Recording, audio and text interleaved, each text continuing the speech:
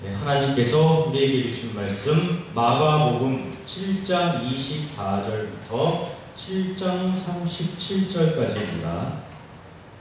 다 찾으셨으면 아멘 하시겠습니다. 다 같이 합독하겠습니다. 예수께서 일어나사 거기를 떠나 두로 지방으로 가서 한 집에 들어가 아무도 모르게 하시려 하나 숨길 수 없더라. 이에 더러운 귀신 들린 어린 딸을 둔 한 여자가 예수의 소문을 듣고 곧 와서 그 발 아래에 엎드리니 그 여자는 헬라인이요 수로보니게 족속이라.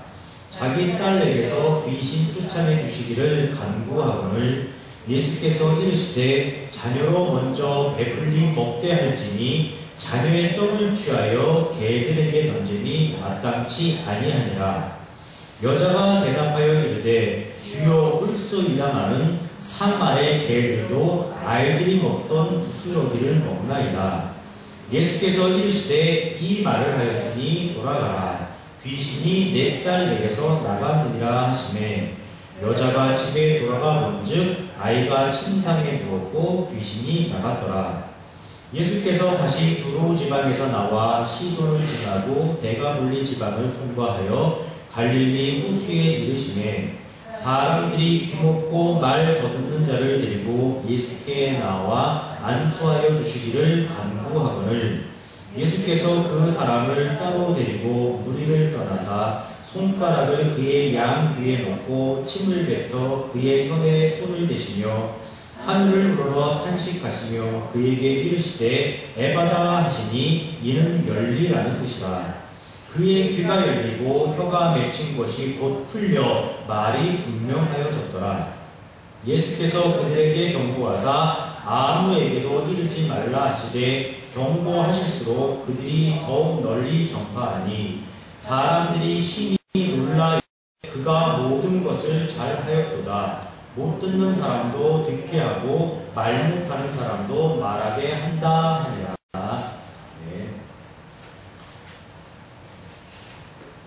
지난주 우리는 예수님 사역 당시 율법이 왜곡되는 사례를 살펴보았습니다. 바리새인이나 서기관들, 즉 정치 권력과 종교 권력을 가진 자들이 하나님께서 모든 사람의 행복을 위해 주신 율법을 오로지 자신의 유익과 이익을 위해서 철저하게 왜곡시키고 또 그것을 종교적 전통으로 만들어서 오히려 백성들의 삶을 통제하고 압제하는 그런 수단과 방법으로 악용하는 사례를 살펴보았습니다. 하나님께서 사람의 행복을 위해 주신 율법으로 인해서 오히려 사람들의 행복이 제한받는 그런 불편한 현장을 목격했습니다. 또한 중세 때에는 얼마나 복음이 심하게 왜곡되었는지도 살펴보았습니다. 교회와 교회 지도자들이 정치 권력과 결탁해서 오로지 자신들만의 유익과 이익을 위해서 하나님의 진리를 얼마나 뒤틀었는지 알 수 있었습니다. 그리고 그 결과는 참으로 참혹했습니다. 모든 사람의 하나님이어야 할 하나님께서 특정 계층만의 하나님만으로 전락해버렸습니다. 대다수의 일반 백성들은 오히려 하나님을 무섭고 두려운 존재로 인식하게 되었습니다.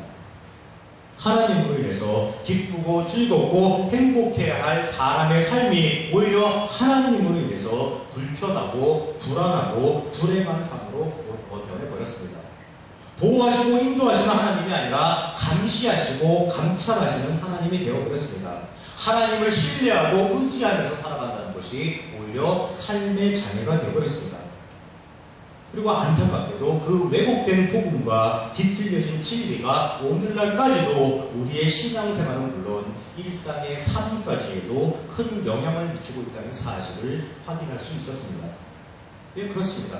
종교가 왜곡되면 그리고 진리가 뒤틀어지면 사람의 삶은 불행해질 수밖에 없습니다. 정치가 왜곡되고 경제가 왜곡되는 것보다 훨씬 더 심각한 문제를 가져옵니다. 왜냐하면 종교는 사람의 본질에 관한 것이기 때문입니다. 정치의 왜곡이나 경제의 왜곡은 단지 그 사람의 현실 문제를 어렵게 하고 시간도 일시적이라고 할 수 있지만 종교의 왜곡은 사람의 사고체계와 인식체계를 완전히 바꿔버려서 전혀 사람이 사람답게 살아가지 못하도록 만들어버립니다. 그리고 그 기간도 짧게는 수백 년, 길게는 수천 천년까지 영향을 미치기 때문입니다. 지난주 우리는 유대인의 정결의식 그리고 고르바를 통해서 왜곡된 종교적 전통에 대해서 살펴보았습니다. 그러나 사실 그 두 가지 내용만으로는 왜곡된 종교적 전통이 얼마나 사람의 삶과 사람의 정신을 황폐하게 만드는지 실감하기 어려웠습니다.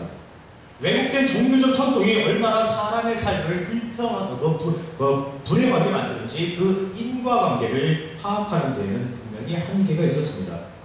그래서 오늘은 그 인과관계, 즉 종교의 왜곡과 사람의 불행한 삶이 어떤 상관관계가 있는지를 밝혀보는 데 주력하면서 예수님 사역의 의미를 알아보도록 하겠습니다. 먼저 요한복음 9장에 기록된 내용을 한번 살펴보겠습니다. 요한복음 9장 1절에서 2절에 보면은 이런 말씀이 9절에 보면은 9장 1절에서 2절에 보면은 제자들이 맹인으로 태어나서 맹인으로 태어난 사람이 왜 그렇게 태어났는지 그 제자들이 예수님께 물어보는 장면이 있습니다. 이렇게 기록되어 있습니다. 예수께서 길을 가실 때에 날 때부터 맹인된 사람을 보신지라. 제자들이 물어 이르되 랍비여 이 사람이 맹인으로 난 것이 누구의 죄로 인함이니이까? 자기이니까 그의 부모니이까? 이렇게 기록되어 있습니다. 여러분께 먼저 여쭤보겠습니다. 지금 여러분께서 만약 예수님의 입장이라면 제자들에게 무엇이라고 대답을 해주시겠습니까? 우리 주변에 이런저런 이유로 장애를 가진 분이 참으로 많이 있습니다. 어떤 불의의 사고를 당해서 장애인이 되신 분은 그 장애의 원인이 명확하지만은 태어날 때부터 장애를 가진 분은 왜 장애를 가지고 태어났는지 그 원인이 명확치 않은 경우가 참으로 많습니다. 그런데 사람들이 그 장애인이 왜 장애를 가지고 태어났냐고 여러분들께 물어봅니다. 과연 그때 여러분들은 무엇이라고 대답을 하시겠습니까? 아마 여러 가지로 대답이 나올 수 있을 것입니다. 집안에 그러면 유전적인 원인으로 인해서 그 사람이 장애인으로 태어났을 수가 있다. 어머니가 아이를 가졌을 때 약을 잘못 드셨거나 아니면 건강관리에 소홀해서 그 사람이 장애인으로 태어났을 수가 있다. 또 아이 스스로가 어머니 태중에서 자리를 잘못 잡아서 뺐을 수도 있다. 또 아이가 출산되는 과정에서 모태에서 나오는 그런 출산 과정에서 그 출산의 어떤 충격으로 인해서 장애인이 됐을 수가 있다. 이게 아주 여러 가지로 그 장애의 원인에 대해서 대답이 나올 수가 있습니다. 그런데 이런 질문에 간혹가다가 등장하는 아주 엉뚱한 대답이 한 가지 있습니다. 그것은 전생에 죄를 많이 지어서 그랬을 것이다 라는 그런 대답입니다. 우리나라 사람들은 이 말을 참으로 많이 사용하는 편입니다. 일이 뜻대로 잘 되지 않았을 때도, 그리고 아주 속상한 일이 생겼을 때도, 그리고 삶의 현실이 너무나 힘겹고 버거울 때도 도대체 내가 전생에 무슨 죄를 그렇게 많이 지었기에 나에게 이런 고통과 시련이 끊임없이 찾아오는 것인가 라면서 자신의 신세를 한탄하곤 합니다. 기독교적인 관점에서 이 말 자체는 당연히 틀린 말입니다. 그래도 자신의 어려운 상황에 대해서 자조적으로 탄식하고 한탄하면서 사용하는 경우에는 그래도 이해를 해줄 수가 있습니다. 하지만 태어날 때부터 장애를 가진 타인에 대해서 그 사람이 전생에 죄를 많이 지어서 그렇다라고 말하는 것은 차마 사람의 입으로 해서는 안 될 말입니다. 당사자가 있건 없건 그런 말을 갖고 해서는 안 될 말입니다. 이렇게 말하는 것은 그 사람을 죽이는 것과 다름없습니다. 장애인으로 태어난 것도 정말로 속상하고 억울한 일인데 그 사람의 전생에 대해서 운운하는 것 결코 사람으로서 행할 도리가 아닙니다. 그런데 사람들은 그런 말을 합니다. 아주 거리낌 없이 합니다. 아주 자연스럽게 그런 말을 합니다. 누가 그런 말을 합니까? 바로 방금 전 우리가 그 말씀에서 살펴봤듯이 예수님의 제자라는 사람들이 그런 말을 하고 있습니다. 랍비여 이 사람이 맹인으로 난 것이 누구의 죄로 인하여입니까? 자기이니까 그의 부모니까 라고 제자들이 그들의 생각을 예수님께 물어보고 있습니다. 물론 제자들만의 생각은 아닐 것입니다. 이 당시 모든 사람들이 가지고 있던 일반적인 생각이라고 볼 수 있습니다. 즉 온전치 못하게 태어난 사람은 모두가 죄로 인해서 그렇게 된 것이라는 생각을 당시 사람들은 보편적으로 가지고 있었다는 뜻입니다. 아마도 당시 의학적 수준이 현저히 낮았었기에 다른 이 이유를 찾아내기가 불가능했을지도 모릅니다. 그렇다고 하더라도, 설령 그렇다고 하더라도 부모 혹은 자신의 죄로 인해서 장애를 가지고 태어난다는 생각은 해서는 안 될 일입니다. 이 말을 달리 표현하면 무슨 뜻입니까? 바로 하나님의 저주로 인해서 그 사람이 장애인으로 태어났다가 되는 것입니다. 사람의 생사고라 기름 화복을 주관하시는 하나님께서 그 어떤 이유로 그 사람에게 징계를 내리셔서 저주를 내리셔서 그 사람이 장애인으로 태어났다가 되는 것입니다. 그런데 하나님께서 과연 그런 분이신가요? 결코 그렇지가 않습니다. 모두 다 하나님에 대한 오해에서 비롯된 사람들의 그릇된 생각입니다. 그런데 중요한 것은 단순히 하나님에 대한 오해가 아닙니다. 그 오해로 인해서 훨씬 더 심각한 많은 문제들이 발생하게 된다는 사실입니다. 사람들은 태어날 때부터 장애를 가진 사람에 대해서 부모 혹은 자신의 죄로 인한 것이라고 생각한다고 했습니다. 그런데 자기 자신은 아무 장애를 가지고 있지 않은 정상인으로 태어났습니다. 그럼 이 사람은 자기 자신에 대해서는 어떻게 생각할까요? 예, 당연히 자기는 죄 없는 사람이 되는 것입니다. 당연히 자기의 부모는 죄 없는 사람이 됩니다. 예, 자기와 자기의 부모는 아무 죄도 없고 아무 흠도 없는 깨끗한 완전 무결한 그런 사람이라는 교만에 빠지게 되는 것입니다. 그럼 이 교만에 빠진 사람은 태어날 때부터 장애인인 사람을 어떻게 대해줄까요? 부모 혹은 자신의 죄로 인해서 하나님의 저주를 받고 태어났다고 생각하는 그 사람에 대해서 이 교만에 빠진 사람은 어떻게 대해줄까요? 불쌍한 심정으로 대해줄 수 있을까요? 불가능합니다. 가여운 마음으로 그 사람을 바라봐줄 수 있을까요? 불가능합니다. 이웃으로 그 사람을 대해줄 수 있을까요? 그렇지가 않습니다. 그 사람에 대해서 그 사람을 친구로 여겨줄 수 있을까요? 불가능합니다. 그저 죄 많고 흠 많고 더럽고 추악하고 저주받은 사람으로 그 사람을 대해줄 수 있을 뿐입니다. 과연 그에게 도움을 베풀어줄 수 있을까요? 그렇지가 않습니다. 과연 그에게 자기를 베풀어줄 수 있을까요? 불가능합니다. 과연 그를 위해 기도해주는 삶을 살아갈 수 있을까요? 불가능합니다. 저주만 하지 않아도 다행입니다. 외면만 하지 않아도 다행입니다. 가만히 그 사람이 살아갈 수 있도록 내버려 두기만 해도 다행입니다. 이 죄로 인해서 하나님의 저주로 인해서 사람이 장애인이 되었다는 그런 인식이 깔려 있으면은 날 때부터 장애를 가지고 태어난 사람은 절대로 온전히 살아갈 수가 없습니다. 절대로 정상적인 삶을 살아갈 수가 없습니다. 하나님에 대한 오해에서 비롯된 사람들의 그릇된 인식체계가 다른 사람의 삶을 짓밟는 것입니다. 하나님께서는 사람을 인격적으로 대해주시는데 오히려 사람이 사람의 인격을 말살하는 것입니다. 하나님께서는 모든 사람이 더불어 하나 되어서 행복하게 살아가기를 원하시는데 그 하나님에 대한 오해로 인해서 오히려 사람이 사람을 차별하고 오히려 사람이 사람을 저주하는 그런 결과를 가지는 것입니다. 예, 그렇습니다. 종교가 변질되고 종교가 왜곡되면 이처럼 무시무시한 일이 벌어지게 되어 있습니다. 진리가 변질되고 진리가 왜곡되면 이처럼 어처구니 없는 일이 벌어지게 되어 있는 것입니다. 그런데 또 심각한 상황이 발생합니다. 단순히 하나님에 대한 오해로만 그치는 것이 아닙니다. 단순히 사람에 대한 차별이나 그 저주, 인격 말살로만 그치는 것이 아닙니다. 더 심각한 문제가 발생합니다. 날 때부터 장애를 입은 사람들이 있습니다. 그리고 살아가는 가운데 중병 걸린 사람들이 있습니다. 이 사람들이 치유받기를 원합니다. 그럼 이 사람들은 치유를 받기 위해서 과연 무엇을 해야 할까요? 어떻게 해야 이 사람들이 치유를 받고 온전한 삶을 살아갈 수 있게 될까요? 당연히 먼저 죄 사함을 받아야 합니다. 날 때부터 장애인이 되었건 살면서 중병이 되었건 그 원인이 자신 혹은 부모로부터 그 부모의 죄로 인한 것이라는 그런 생각이 보편적으로 깔려있기 때문에 치유를 받기 위해서는 당연히 죄 사함부터 먼저 받아야 합니다. 누구로부터 죄 사함을 받습니까? 예, 바로 하나님으로부터 죄 사함을 받아야 하는 것입니다. 그래서 하나님을 감동시킬 만한 일을 하기 시작합니다. 이른바 공덕상기에 사람들이 들어가는 것입니다. 기도를 하고 고행을 하고 또 봉사를 하고 제물을 드립니다. 예, 하나님을 감동시키기 위해서 하나님의 마음을 움직이기 위해서 하나님 마음에 들기 위해서 사람들은 모든 정성과 노력을 다 기울게 되어 있습니다. 그런데 이것이 정말로 되는 일입니다.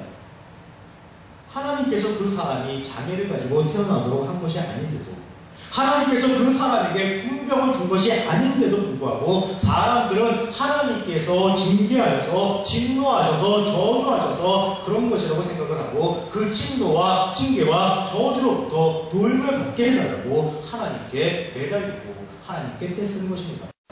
하나님의 마음을 풀기 위해서 사람이 수고하고 애쓰는 것입니다. 이 번지수를 잘못 찾아도 한참을 잘못 찾았습니다. 그런데 간혹 우리가 또 헷갈릴 때가 있습니다.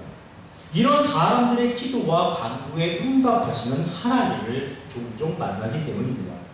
하나님께서 치유해 주시는 장면을 우리가 종종 목격하기 때문입니다. 그래서 하나님께서 징계를 하신 것도 맞고 그 징계에서 노임을 받기 위해 공덕을 쌓은 사람의 정성을 보시고 치유해 주신 것도 맞는 것이라고 쉽게 단정을 해버립니다. 그리고 그 공덕이 어느새 하나님의 은혜와 축복을 받는 수단과 방법으로 변질되어 버립니다.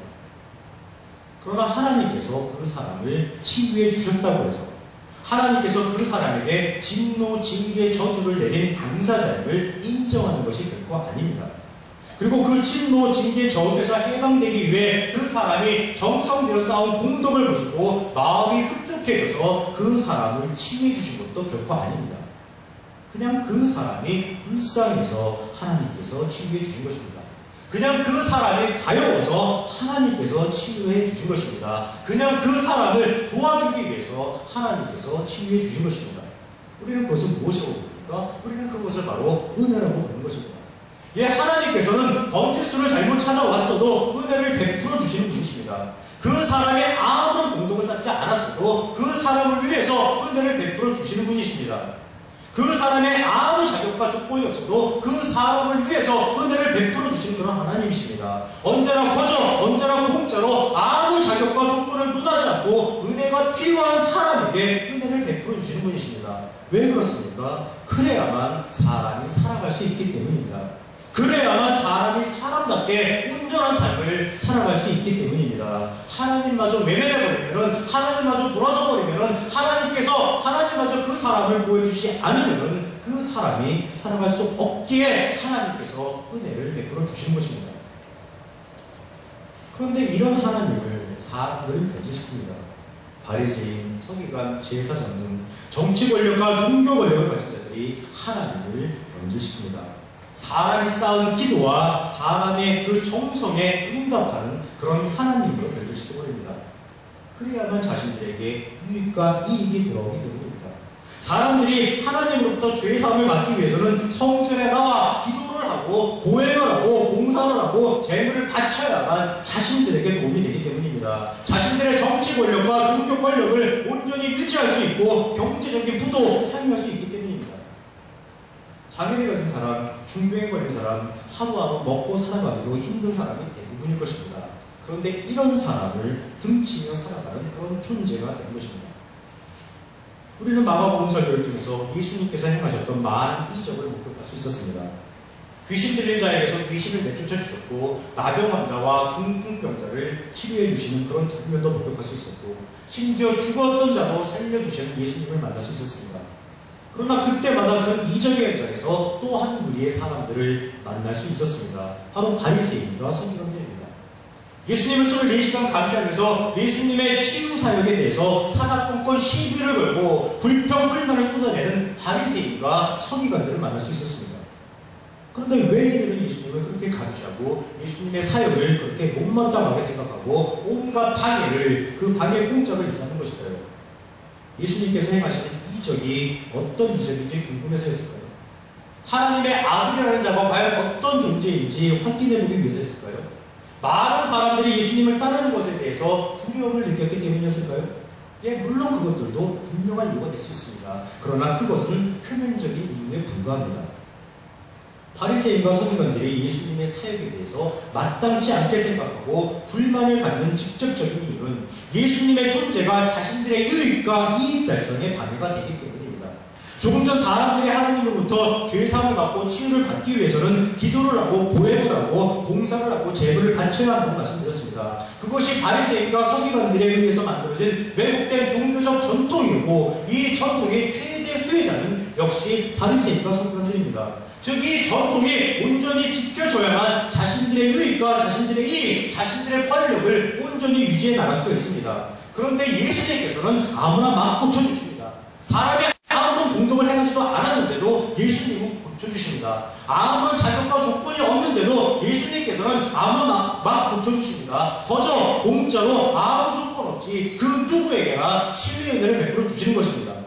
마가복음 1장에 한 나병 환자가 예수님께 나와서 원하시면 저를 깨끗이 깨끗하게 할 수 있나이다 라고 이야기하는 장면이 있습니다. 여기에서 원하시면은 저는 아무것도 가진 것이 없습니다. 예수님께서 나를 고쳐주셔도 아무것도 해줄 것이 없습니다. 이런 저를 불쌍히 여겨서라도 공짜로라도 저를 고쳐주기를 원하시면 저를 깨끗하게 해주세요라는 그런 의미를 갖고 있다고 말씀드렸습니다. 예, 당연히 예수님께서는 그 나병 환자를 거저 공짜로 낫게 해주셨습니다.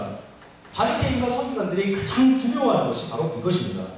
그동안 자신들이 수백 년 동안 공들여 확립해 놓은 정치 질서, 사회 질서, 종교 질서, 경제 질서, 다시 말해서 자신들에게만 유리하도록 하나님과 하나님의 원리를 온통 왜곡해가면서 만들어 놓은 모든 원리를 갑자기 예수라는 작자가 나타나서 뒤흔들어 놓고 있다고 생각을 하는 것입니다. 그동안은 무지한 백성들을 잘 속여왔는데 이제 예수님으로 인해서 그 속임수가 들통날 위기에 처하게 되었다고 그들은 생각하는 것입니다. 예, 그들은 예수님이 자신들의 삶의 터전을 짓밟고 있다고 생각하는 것입니다. 당연히 예수님께 대해서 불평과 불만을 가질 수밖에 없습니다. 무지한 백성들이 하나님을 헛되이 경배하도록 죄의 원리와 죄의 방식으로 모든 제도를 완벽하게 구축해 놓았는데 그것을 예수님께서 하나님의 원리로 송두리째 뒤엎어 버리고 있다고 생각하는 겁니다. 당연히 바리새인과 서기관들은 예수님에 대해서 반감을 가질 수밖에 없습니다. 예수님을 사로잡아서 죽이고 싶은 생각이 들게 되어 있습니다. 그리고 끝내는 그 예수님을 죽음으로 몰아넣습니다. 그것이 바로 죄인의 속성입니다. 자신의 유익과 이익만을 추구하고 그리고 그 자신의 유익과 이익을 추구하는 그 방해 세력에 대해서는 결코 용서하지 않는 존재, 그 존재가 바로 죄인의 본질입니다. 그런데 이런 의문이 생길 수가 있습니다. 왜 하나님께서는 율법을 왜곡하고 복음을 왜곡하고 오로지 자신들의 유익과 이익만을 추구하는 그런 사람들을 그냥 내버려 두실까 하는 의문입니다. 그런 사람들을 위해서 하나님의 원리가 뒤틀려지고 하나님의 영광이 가려지는데도 불구하고 왜 하나님께서는 그런 사람들을 가만히 내버려 두실까 하는 의문이 당연히 생기게 되어 있습니다. 그 의문에 대한 대답이 마태복음 15장 13절과 14절에 기록되어 있습니다. 이렇게 기록되어 있습니다. 내 하늘 아버지께서 심으시지 않은 것은 뽑힐 것이니 그냥 두라.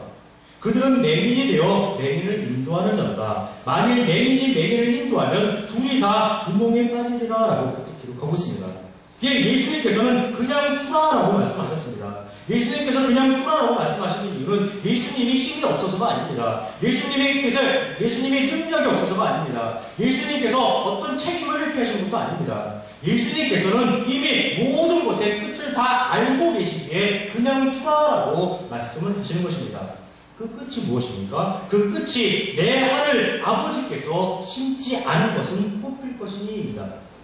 예, 그렇습니다. 하나님께서 심지 않은 것은 저절로 뽑힐 것이니 그냥 투라라고 예수님께서 말씀하시는 것입니다. 이 말씀이 무슨 뜻입니까? 하나님의 일이라는 뜻입니다. 하나님의 일은 하나님께서 계획하시고 하나님께서 진행하시고 하나님께서 성취하신다는 뜻입니다. 사람이 개입할 수도 없고 사람이 개입한다고 해서 결코 달라질 것이 하나도 없습니다. 따라서 그냥 두라라는 예수님의 말씀은 하나님께 맡겨 두라가 되는 것입니다. 내 하늘 아버지께서 모든 것을 해결할 것이니까 그냥 내 하늘 아버지께 맡겨 두라가 되는 것입니다. 어떤 이들은 예수님을 일컬어서 정치개혁가, 사회개혁가, 독립운동가라고 부르기도 합니다. 그리고 예수님의 정신을 이어받아서 우리가 현실의 문제를 외면하지 말고 적극적으로 개혁을 펼쳐나가야 한다고 주장합니다. 기독교가 중심이 되어서 사회를 바꾸어 나가야 한다고 주장합니다. 그런다고 세상이 달라질까요? 제도 하나 바꾼다고 세상이 달라질까요? 법률 하나 바꾼다고 세상이 달라질까요? 조직 하나 개편한다고 세상이 달라질까요? 달라지지 않습니다. 사람 사는 세상에서 가장 근본적인 문제, 즉 죄의 문제가 해결되지 않으면 세상은 결코 달라질 수가 없습니다. 예수님은 그냥 두라라고 말씀하셨습니다. 하나님께 맡겨 두라라고 말씀하셨습니다. 예수님은 정치개혁가도 아니었고 사회개혁가도 아니었고 종교개혁가도 아니었고 독립운동가도 아니었습니다. 예수님의 사역은 오로지 왜곡된 종교적 전통으로 굳세게 자리 잡은 죄의 원리를 물리치고 하나님의 원리를 가르쳐서 하나님의 원리를 사람들로 깨닫도록 하고 그 하나님의 원리에 따라서 사람들이 살아갈 수 있도록 만들어주는데 모든 목적이 있었습니다. 그런데 그 예수님의 사역이 당시 권력자들 눈에는 마땅치가 않은 것입니다. 자신들의 정치, 경제, 사회적 기반을 헤아려는 불순분자 선동가로 여겨지는 것입니다. 당연히 바리새인, 서기관들, 제사장들과는 충돌이 일어날 수밖에 없습니다. 곳곳에서 그들과 갈등이 벌어질 수밖에 없습니다. 정치 권력과 종교 권력을 가진 자들은 예수님에게서 조그만 꼬투리라도 잡아 올무로 엮어놓기 위해서 혈안이 될 수밖에 없습니다. 그러나 그들이 그런다고 해서 사역을 멈추실 예수님이 결코 아니십니다. 그들이 위협을 가하고 협박을 가해도 결코 망설이거나 주저하실 예수님이 아니십니다. 죄의 원리에 기초한 왜곡된 종교적 전통을 사람들로 알게 하고 하나님의 원리만이 모든 사람들이 더불어 행복하게 살아갈 수 있는 유일한 길임을 깨닫도록 하기 위해서 언제나 수고하고 애쓰시는 그 예수님을 우리는 오늘 본문을 통해서도 발견하게 되는 것입니다. 오늘 본문 내용은 지금 이 시간까지도 전 세계에 큰 불행을 가져다 주고 있는 유대인들의 선민의식에 관한 것입니다. 그러나 그 내용을 본격적으로 살펴보기에 앞서서 먼저 꼭 확인해 봐야 하는 말씀이 오늘 본문 마가복음 7장 24절입니다. 이렇게 기록이 되어 있습니다. 예수께서 일어나사 거기를 떠나 두로 지방으로 와서 한 집에 들어가 아무도 모르게 하시려 하나 숨길 수 없더라라는 이 말씀을 한번 살펴보겠습니다. 글자 그대로 보면은 예수님께서 남몰래 숨어 있으려고 했는데 결과적으로 그렇게 할 수 없었다는 의미가 됩니다. 많은 주석서 또는 설교에서도 한 집에 들어가 아무도 모르게 하시려라는 그 구조를 가지고 예수님께서 고된 사역으로 인해서 심신이 피곤해지셨고 그래서 비교적 알려지지 않은 그 한적한 이방지역으로 가셔서 휴식을 취하려는 의도였다고 해석하고 있습니다. 또 다른 관점은 바리새인과 서기관들과의 갈등이 극에 달해서 이방지역으로 일시적으로 피신하신 것이라고 주장을 하기도 합니다. 그래서 숨어 있었다고 그렇게 해석을 하기도 합니다. 여러분들은 이런 주장에 대해서 동의가 되십니까? 솔직히 저는 이런 주장에 대해서 동의가 되지 않습니다. 아무리 이해를 해보려고 해도 도무지 이해가 되지 않습니다. 모든 병을 치료하시고 수천 명을 먹이시고 죽은 자도 살려내시고 바다 위도 자유자재로 그런 걸어다니시는 예수님께서 전능한 예수님께서 피곤함을 느끼셨다. 이해가 되지 않습니다. 그리고 권력자들의 위협을 피해서 일시적으로 돕게 하신 것이다. 이건 더 이해가 되지 않습니다. 예수님께서는 스스로 죽기 위해 오셨습니다. 그리고 그 사실을 분명히 알고 계십니다. 그런 예수님께서 신변의 위협을 느껴서 도피하셨다. 정말 말도 안 되는 그런 주장입니다. 그럼 이 말씀, 즉 아무도 모르게 하시려 하나 숨길 수 없더라라는 말씀을 통해서 성경이 이야기하고자 하는 것은 무엇일까요? 이 말씀에서 강조점은 숨길 수 없더라입니다. 우리는 아무도 모르게 하시려 하나에 초점을 맞추다 보니까 조금 전 말씀드린 것처럼 그런 말도 안 되는 해석, 말도 안 되는 주장을 합니다.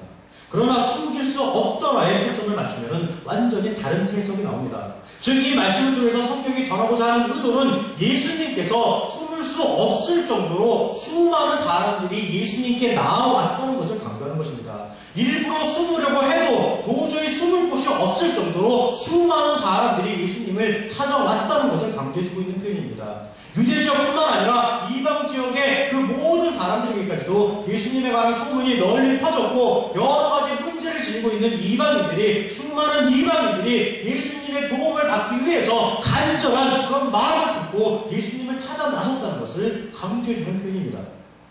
예, 성경을 읽고 성경을 해석할 때는 초점을 잘 맞춰야 합니다. 무엇을 강조하려고 하는 것인지 그 포인트를 잘 잡아내야만 합니다. 그렇지 않으면 엉뚱한 해석이 나오고 잘못하면 진리마저도 왜곡해버리는 심각한 실수를 범하게 되는 것입니다. 예, 그래서 우리가 바로 성경의 초점이라는 프로그램을 하는 것입니다. 이런 실수를 범하지 않고 진리의 말씀을 온전히 해석해서 그 진리에 따라 세상을 온전히 살아갈 수 있는 능력을 모든 성도와 공유하기 위해서 1년에 2번씩 성경의 초점이라는 것을 하는 것입니다. 예, 성경을 읽고 성경을 해석할 때 가장 우선되어야 하는 것 바로 초점을 정확히 맞추는 것입니다.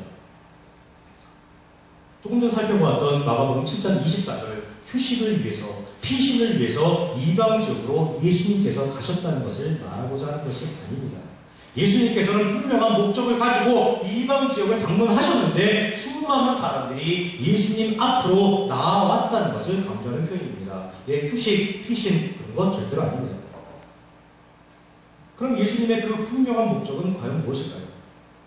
예, 그 목적은 바로 죄의 원리로 만들어진 왜곡된 종교적 전통을 지적하고 하나님의 원리를 가르치는 것, 그것이 바로 예수님의 목적입니다. 오늘 말씀 소개에 날 때부터 맹인이었던 사람들의 예를 가지고 사람들이 가지고 있는 일반적인 오해와 그로 인한 그 불행한 결과를 살펴보았습니다. 이것과 더불어서 가장 심각하면서도 그릇된 유대인의 전통 중에 하나가 바로 그들의 선민의식입니다.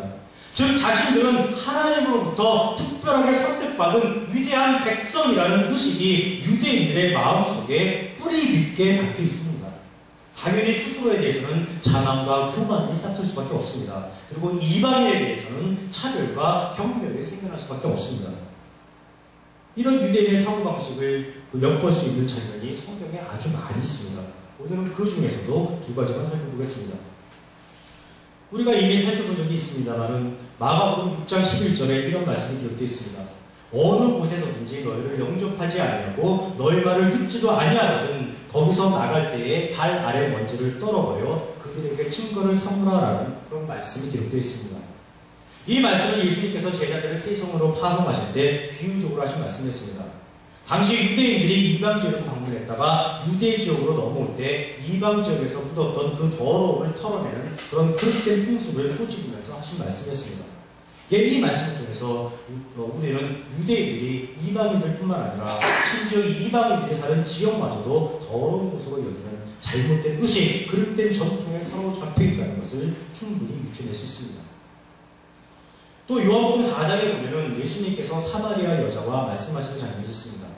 예수님께서 사마리아 여자에게 물을 좀 달라고 하시자 사마리아 여자의 반응이 요한복음 4장 9절에 이렇게 기록되어 있습니다. 사마리아 여자가 이르되 당신은 유대인으로서 어찌하여 사마리아 여자인 나에게 물을 달라 하나이까 하니 이는 유대인이 사마리아인과 상종하지 아니함이로라 라고 그렇게 기록하고 있습니다.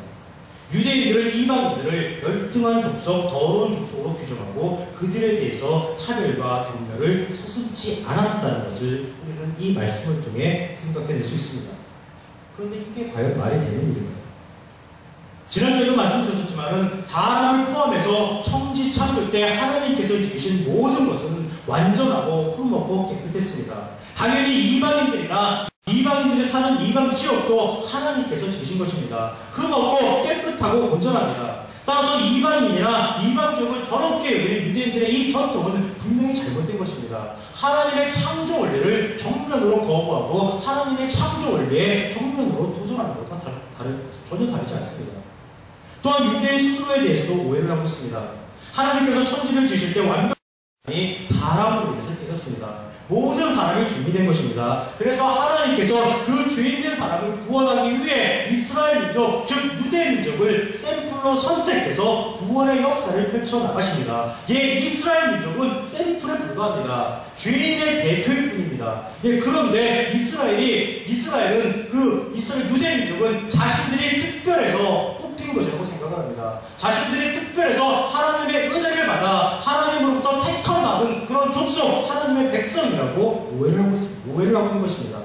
그렇지가 않습니다. 예, 유대인들은 죄인의 대표일 뿐입니다. 그러나 그들은 그렇게 생각하지 않습니다. 뽑힌 족속, 선택된 민족이라고 생각하고 있습니다. 그러니까 이방인을 무시하고 경멸하는 것이고 그 잘못된 전통으로 인해서 세계 2차 세계대전 때 오히려 많은 민족으로부터 역차별을 받는 그런 불행한 일을 겪었던 것입니다.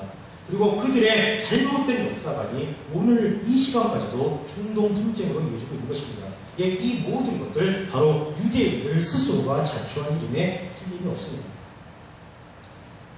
유대인들이 얼마나 이방인들을 차별하고 경멸했는지 오늘 본문 속에서도 우리는 충분히 확인할 수 있습니다.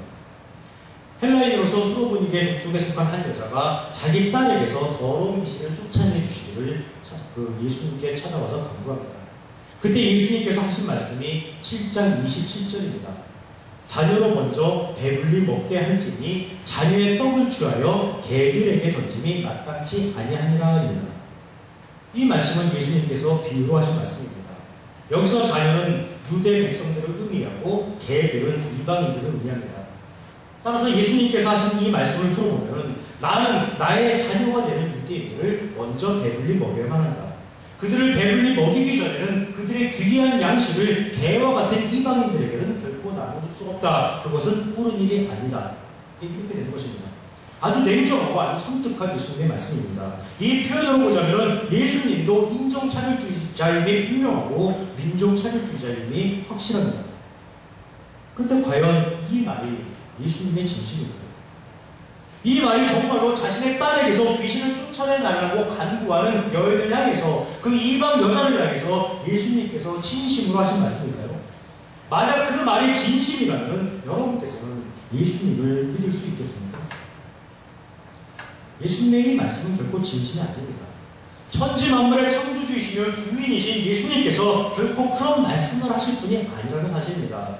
이 말씀은 당시 유대인들이 이방인들을 차별하고 경멸하는 전통을 신랄하게 꼬집고 있는 말씀입니다. 자신들은 하나님의 자녀로 그리고 이방인들은 개로 취급하는 유대인들의 그릇된 전통에 대해서 너희 유대인들은 뭐가 특별하냐고 뭐가 잘났냐고 유대인들에 대해서 조롱을 보내고 있는 것입니다.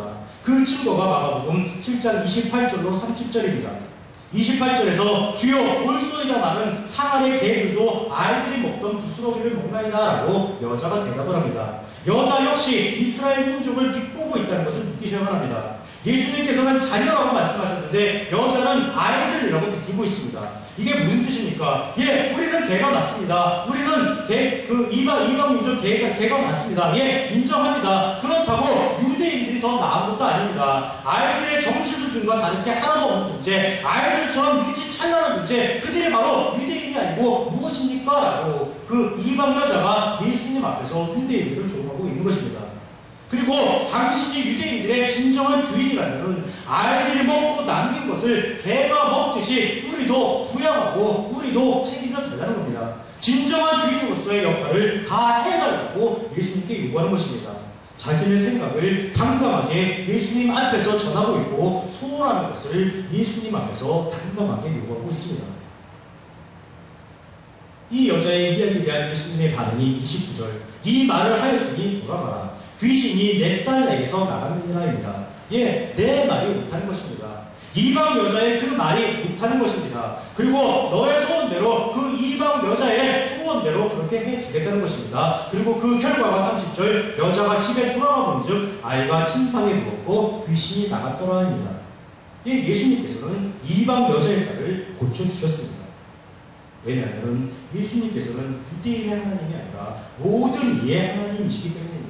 전 인류의 하나님이시기 때문입니다. 그것을 한 번 더 확증해주는 내용이 10장 31절 예수께서 다시 두로 지방에서 나와 시돈을 지나고 데가볼리 지방을 통과하여입니다. 유대인들이 더럽게 여기고 경멸하는 지역을 예수님께서는 일부러 두루두루 찾아다니시면서 이방인들을 위해서 은혜를 베풀어 주시는 것입니다. 예, 이분이 바로 인류를 죄로부터 구원하기 위해 오셨던 예수 그리스도이십니다. 혹시 오늘 설교를 들으시면서 너무 유대인들을 못된 방향으로만 몰아가는 것이 아니냐고 생각하시는 분이 계실지 모르겠습니다. 오목사는 오히려 유대인들을 차별하고 경멸하는 인종차별주의자, 민족차별주의자가 아니야라고 오해하시는 분이 계실지 모르겠습니다. 그러나 저는 결코 그런 사람이 아닙니다. 누구를 감싸주려고 하는 것도 아니고 누구를 비난하려고 하는 것도 아닙니다. 다만 진리를 분별하자고 진리를 깨달아가자고 드리는 말씀입니다. 사실 유대인도 문제지만 이방인도 똑같이 문제입니다. 다 거기서 거기입니다. 오늘 설교 제목은 강구하고는입니다. 그리고 오늘 본문에도 강구하고는이라는 말이 2번 나옵니다. 7장 26절에서 그 여자는 헬라인이요 수로보니게 족속이다. 자기 딸에게서 귀신 쫓아내 주시기를 간구하고는이라고 나오고 있고 7장 32절에서 사람들이 기먹고 말 거둔 자를 데리고 예수께 나와 안수하여 주시기를 간구하고는이라고 해서 2번 나옵니다. 그런데 이들이 간구하는 내용이 무엇입니까? 딸에게서 귀신을 쫓아내달라는 것이었고 말 못하는 자를 말할 수 있게 해달라는 것이었습니다. 왜냐하면 이들에게는 이것이 가장 급박하고 가장 절실한 문제이기 때문입니다. 이것만 해결되면 세상 모든 문제가 해결될 것으로 생각하고 있기 때문입니다. 그리고 이들은 보다 큰 근본적인 문제, 즉 죄가 자기 자신과 자녀와 이웃들의 행복한 삶을 가로막고 있다는 것을 아직 알지 못하기 때문입니다. 물론 예수님께서는 이들이 직면한 문제를 다 해결해 주셨습니다. 그러면서도 근본적인 죄의 문제를 인식하지 못하고 지금 당장의 문제 해결에만 집착하는 사람들에 대해서 심히 안타까워하십니다. 그런 예수님의 심정과 마음을 엿볼 수 있는 구절이 마태복음 20장에 기록되어 있습니다. 맹인 두 사람이 예수님께서 지나가신다는 소리를 듣고 맹인 두 사람이 이렇게 외칩니다. 주여 우리를 불쌍히 여기소서 다윗의 자손이여 라고 소리질러 예수님께 외칩니다. 그러자 예수님께서는 그들에게 다가가 너희에게 무엇을 하여 주기를 원하냐라고 물어보십니다. 그러자 맹인 두 사람은 주여 우리가 우리의 눈뜨기를 원하나이다 라고 대답을 합니다. 그들의 대답을 듣고 예수님의 심정과 마음을 표현한 구절이 마태복음 20장 34절입니다.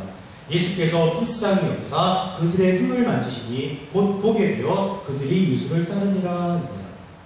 예수님께서 그들을 불쌍히 여기셨다고 기록하고 있습니다. 그런데 왜 예수님께서는 그들을 불쌍히 여기셨을까요? 그들이 앞을 못 보는 맹인이라서 불쌍히 여기신 것일까요? 결코 그렇지가 않습니다. 그들이 소리 질러서 예수님을 찾을 때 이미 예수님은 그들이 맹인인 줄을 아시고 계셨습니다. 그들이 맹인이라서 불쌍히 여기신 것이 아닙니다. 예수님께서 그들을 불쌍히 여기신 이유는 그들의 이야기 때문입니다. 즉 주여 우리의 눈뜨기를 원하나이다 라는 그 맹인의 이야기 때문에 예수님께서는 그들을 불쌍히 여기신 것입니다. 아마도 예수님께서는 주여 우리의 죄사함 받기를 원하나이다 라는 그런 대답을 기대하셨을지도 모릅니다. 왜냐하면 죄의 문제가 두 맹인이 지닌 가장 근본적인 문제이고 바로 그 죄의 문제를 해결하시기 위해서 예수님께서 이 땅에 오셨기 때문입니다. 그러나 두 맹인도 그리고 오늘 본문에 나오는 귀신 들린 딸의 어머니도 그리고 말 못하는 자의 이웃들도 전혀 죄로 인한 자신들의 삶의 문제를 인식하지 못하고 있습니다. 이게 어쩌면 당연합니다. 왜냐하면 그들은 예수님이 어떤 존재인지 아직 알지 못하고 또 죄로부터의 구원이라는 그 개념 자체가 아직까지 없기 때문입니다. 그러니까 눈앞에 보이는 실 지금 당장의 삶의 문제에만 급급하게 되어 있습니다. 그 삶의 문제만 해결하기 위해서 기도하고 간구하게 되어 있습니다. 근데 그런다고 삶의 문제가 궁극적으로 해결될까요? 귀신이 나가고 말을 하게 되고 눈을 뜨게 되면 정말로 우리의 삶이 행복해질 수 있을까요? 여기 계신 여러분들은 어떻습니까? 여러분들 중에 그 누구도 귀신 들리는 분이 안 계십니다. 여러분들 중에 여기에 말 못하시는 분이 아무도 안 계십니다. 여러분들 중에 그 누구도 아픈 못 보는 분이 계시지 않습니다. 그런데 늘 행복하신가요? 늘 천국의 삶을 살고 계신가요? 결코 그렇지가 않습니다. 문제 하나가 해결되면 또 다른 문제가 찾아오게 되어 있습니다. 궁극적으로 죄의 문제가 해결되지 않으면 그리고 죄와 싸워서 우리가 승리해 나가는 그런 삶을 살지 않으면 사람은 기쁨을 누리고 행복을 누리며 살아갈 수 없는 그런 존재입니다. 그리고 우리는 그러한 사실을 분명히 알고 있습니다. 성경을 통해서 예수님께서 우리를 위해 죽으셨고 부활하심으로써 죄를 물리쳐 주셨고 우리가 하나님의 자녀로서 하나님의 성도로서 온전히 살아갈 수 있도록 자격과 조건과 능력을 하나님께서 우리에게 주셨다는 것을 우리는 너무나 분명히 알고 있습니다. 너무나 확실히 알고 있습니다. 그것이 바로 복음입니다.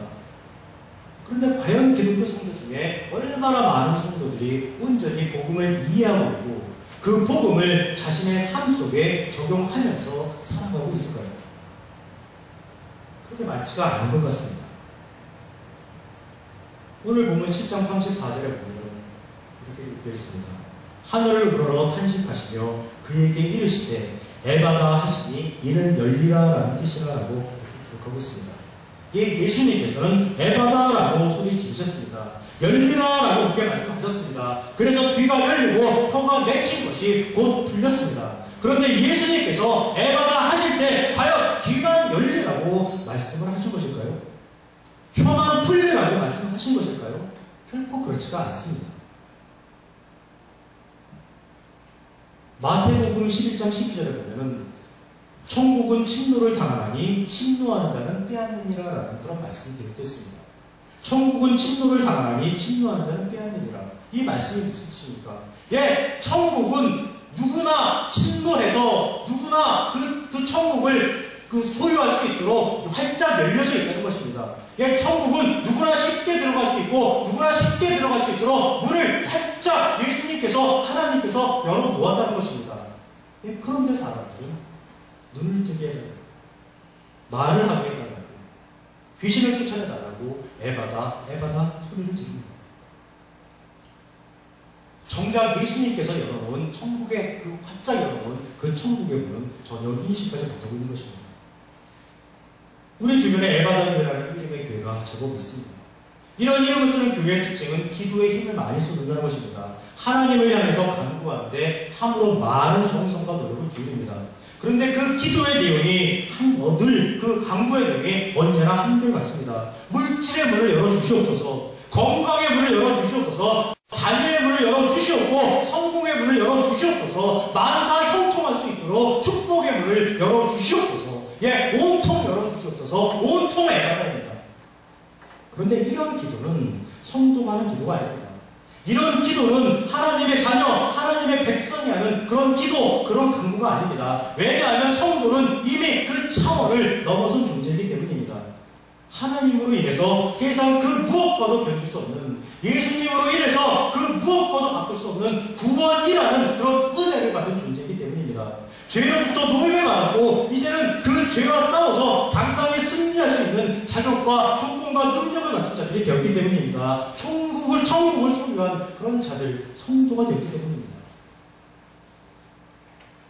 지난주에도 말씀드렸었지만 기독교는 먹고 사는 문제가 하는 것이 아니라고 했습니다. 병고침이나 건강 같은 하나님의 특별한 은혜를 추구하는 것이 아니라고 했습니다. 부귀 영화와 영광을 추구하는 것이 아니라고 말씀드렸습니다. 내가 직면한 현실 문제의 해결을 위해서 집착하는 종교가 아닙니다. 그것보다 훨씬 더 차원이 높은 우리의 삶의 근본적인 문제, 즉 죄의 문제와 그 죄의 해결에 관한 것을 다루는 종교라고 말씀드렸습니다. 그것도 죄라는 놈이 있다라고만 현상을 이야기하는 것이 아니라 이미 그 교활하고 악랄하고 악독한 죄를 창조주이신 하나님께서 물리쳐 주셨다라고 선언해주는 종교입니다. 그리고 성도는 그 죄에서 해방된 자유로운 존재다라고 선포해주는 종교입니다. 그래서 성도는 기쁘게, 즐겁게, 자유롭게, 행복하게 살아갈 수 있는 존재다라고 선언해주는 종교입니다. 그것이 창세기부터 요한계시록까지 성경을 통해 하나님께서 우리에게, 우리 성도에게, 우리 하나님의 자녀에게 주시는 그 말씀입니다. 지난주와 이번 주 두 주에 걸쳐서 마가복음 7장을 살펴보았습니다. 그리고 우리는 두 부류의 사람들을 만날 수 있었습니다. 한 부류는 자신들의 유익과 이익을 위해서 진리를 왜곡하고 전통을 조작하는 종교 지도자들이었고, 또 한 부류는 진리가 무엇인지도 모른 채 종교 지도자들에 의해서 철저하게 농락당하며 그저 현실의 문제를 해결받기를 원하는 무지한 백성들이었습니다. 그런데 안타깝게도 이 모습이 오늘날 한국 교회의 모습과 결코 다르지 않다는 것입니다. 똑같아도 너무나 똑같습니다. 누구의 책임입니까? 목회자만의 책임입니까? 성도만의 책임입니까? 아닙니다. 우리 모두의 책임입니다. 그렇다고 하나님께서는 우리를 나무라시지도 않습니다. 우리 보고 책임지라고 말씀하시지도 않습니다. 왜냐하면 하나님께서 해결하실 하나님의 일이기 때문입니다. 하나님께서 책임지실 하나님의 일이기 때문입니다. 우리 성도는 그저 그런 하나님을 믿고 신뢰하고 의지하면서 살아가는 것입니다. 성경에 기록된 하나님을 배우고 성경에 기록된 하나님의 원리를 깨달아서 그 하나님의 원리를 우리의 삶 속에 적용하고 구현하며 기쁘고 즐겁고 자유롭고 행복하게 살아가는 것뿐입니다. 그것이 바로 하나님께서 원하시는 성도의 삶입니다. 그런 삶이 바로 하나님께서 원하시는 세상의 빛과 소금이 되는 성도의 삶입니다. 성도가 그런 삶을 살아갈 때 우리로 인해서 세상이 변화되고 세상이 달라지는 것입니다. 우리로 인해서 하나님께서 원하시는 그런 모습이 세상 속에 구현이 되는 것입니다.